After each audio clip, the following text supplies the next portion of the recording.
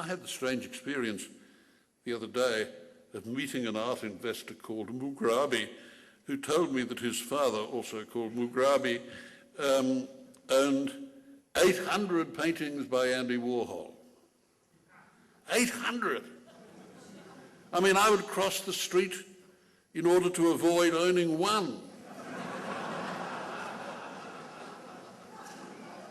Can you imagine? Can you imagine what it would be like getting up in the morning and as you peer over the rim of your coffee cup, the first thing you see is the by now unspeakably tedious cliche of Marilyn's face staring at you. My God, haven't I seen this somewhere before?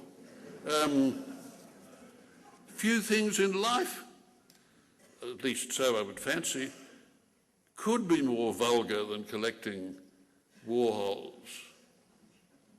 And yet, this rich idiot Mugrabi said with perfect seriousness to me on television that he thought that Andy was a more significant artist than Leonardo da Vinci.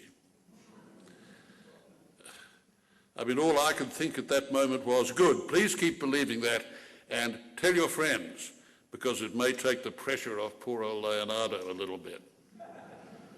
I have become, as I'm sure most of you have, so saturated, so full up to here with media reports of the giant prices reached by this or that picture that I just don't want to know about them anymore. Each report by now seems to be merely one more element in the panorama of human stupidity, waste and vulgarity which unscrolls before us, a panorama cranked at one end by Sotheby's and at the other end by Christie's. Nothing, with the obvious exception of the end of the war in Iraq, could give me more pleasure by the discovery of the world's media that the high end of the art market simply isn't there anymore. Do you own a Matisse?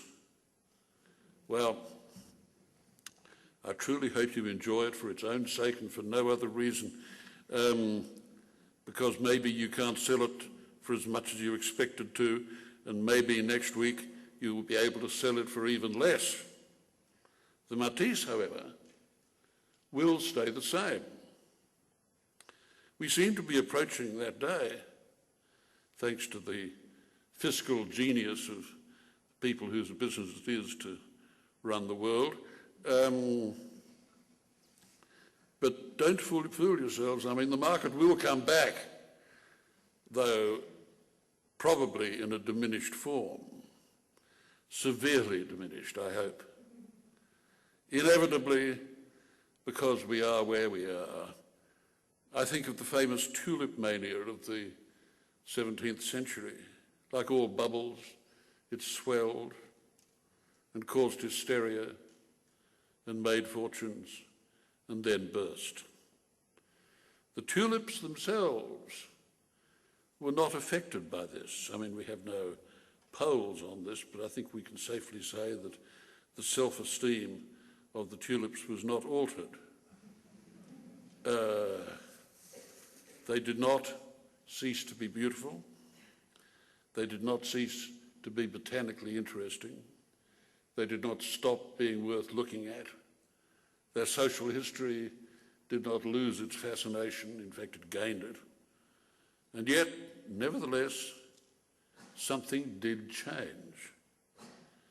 Now and again, a rich vein of unintentional comedy is introduced into this strange business, as when a Las Vegas casino owner named Steve Wynn, whose passion is collecting art, but whose misfortune, believe it or not, is to be 3/4 blind. I don't mean this in a metaphorical, I mean it in a medical sense. Recently made a gesture in the course of selling a 1932 Picasso called The Dream to an American supermillionaire called Steve Cohen, but did not look behind him when he did. Alas, his elbow went right through that $50 million masterpiece, thus ruining the deal. One moment it's priceless, the next it is valueless.